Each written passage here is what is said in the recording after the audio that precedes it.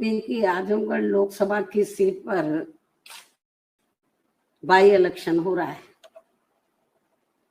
इस by election में उपचुनाव में बीएसपी ने भी श्री शाह आलम उर्फ गुड्डू जमाली को चुनाव के मैदान में उतारा है। जो हमारे ये उम्मीदवार यहाँ के स्थानीय निवासी हैं तथा ये बीएसपी से कई बार विधायक भी रहे हैं। इन्होंने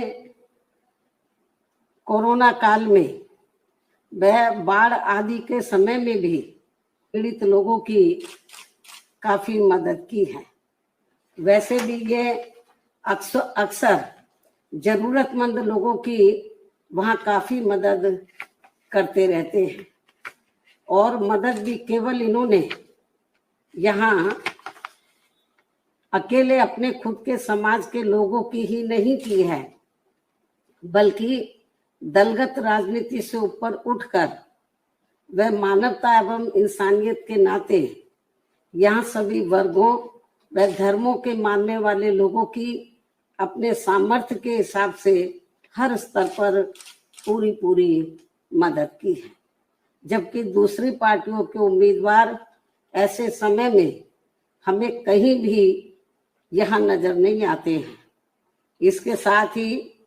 बीएसपी का अकेला एक ऐसा हमारा ये उम्मीदवार है जो अधिकांश आपके बीच में ही रहता है, यानी कि आजमगढ़ जनता के बीच में ही रहता है और ना ही व्यक्तित्व भी बहुत अच्छा है और ना ही किसी के लिए दूसरी पार्टियों की तरह ना ही किसी के लिए अभद्र भाषा का भी इस्तेमाल करता है। ऐसे व्यक्तित्व को हमने यहाँ की आम जनता की चाहत व उनके हितों को भी ध्यान में रखकर अपना प्रत्याशी बनाया है। वैसे यूपी विधानसभा आम चुनाव के बाद ये पहला मौका है जब बीएसपी यहाँ ये उपचुनाव लड़ रही है। आजमगढ़ लोकसभा की सीट पर यहाँ ये उपचुनाव लड़ रही है। हालांकि ये उपचुनाव है, किंतु लोगों के लिए यह इस मायने में खास व अति महत्वपूर्ण है कि वे एक तीर से दो निशान करके पहले भाजपा को हराकर उनकी अग्निपथ आदि जैसी जन विरोधी नीतियों व बुलडोजर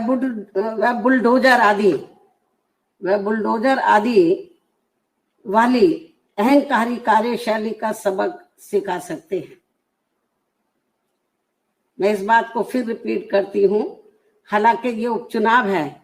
किंतु लोगों के लिए यह इस मायने में खास व महत्वपूर्ण है कि वह एक तीर से दो शिकार करके पहले भाजपा को हराकर उसकी अग्निपथ आदि जैसी जन विरोधी नीतियों व बुलडोजर वाली अहंकारी कार्यशैली का सबक सिखा सकते हैं और साथ ही सपा को भी बीजेपी से उसकी अंदरूनी मिली भगत आदि की भी सजा दे सकते हैं, जिससे यह पुनः स्थापित हो जाएगा कि खासकर यूपी में भाजपा को चुनाव में पराजित करने के लिए सपा नहीं बल्कि बीएसपी ही सर्वाधिक शक्तिशाली माध्यम है। हालांकि ये भी जग जाहिर है कि भाजपा व सपा एक ही थैली के चट्टे बट्टे हैं तथा ये दोनों हमेशा एक दूसरे के पूरक ही रहे हैं। साथ ही इन दोनों पार्टियों की नीति व कार्यशैली एक दूसरे को अंदर राजनीतिक तौर पर मदद व मजबूत बनाने की ही रही है, जिसके एक नहीं बल्कि अनेकों उदाहरण लोगों के सामने मौजूद हैं, जिसका खामियाजा औरों से कहीं अधिक यहाँ अकलियतों व समाज के अन्य उपेक्षित वर्गों के लोगों को ही उठाना पड़ता है। इतना ही नहीं बल्कि पिछले विधानसभा आम चुनाव में भी इन दोनों पार्टियों के भारी षड्यंत्र एवं आपसी मिली भगत के तहत ही, यानी कि इससे पहले जो असेंबली का चुनाव हुआ ये बाई इलेक्शन से पहले, तो इन दोनों पार्टियों के भारी षड्यंत्र एवं आपसी मिली भगत के तहत ही बीएसपी को बीजेपी की बी टीम बताने व चुनाव को घोर हिंदू मुस्लिम सांप्रदायिक रंग देने का ही नतीजा था कि बीजेपी यहां दोबारा से सत्ता में वापस आ गई। इतना ही नहीं बल्कि पिछले विधानसभा चुनाव में भी इन दोनों पार्टियों के भारी षड्यंत्र एवं आपसी मिली भगत के तहत ही बीएसपी को बीजेपी की बी टीम बताने व चुनाव को घोर हिंदू मुस्लिम सांप्रदायिक रंग देने का ही नतीजा था कि बीजेपी यहां दोबारा से सत्ता में वापस आ गई और अब लोग अपने आप को यहां काफी ठगा हुआ सा महसूस करने लगे हैं। वास्तव में वैसी गलती खासकर विशेष एक समुदाय के लोगों को अब यहाँ आगे नहीं दोहरानी चाहिए। खासकर आजमगढ़ के लोकसभा उपचुनाव में तो ये गलती बिल्कुल भी नहीं करनी चाहिए।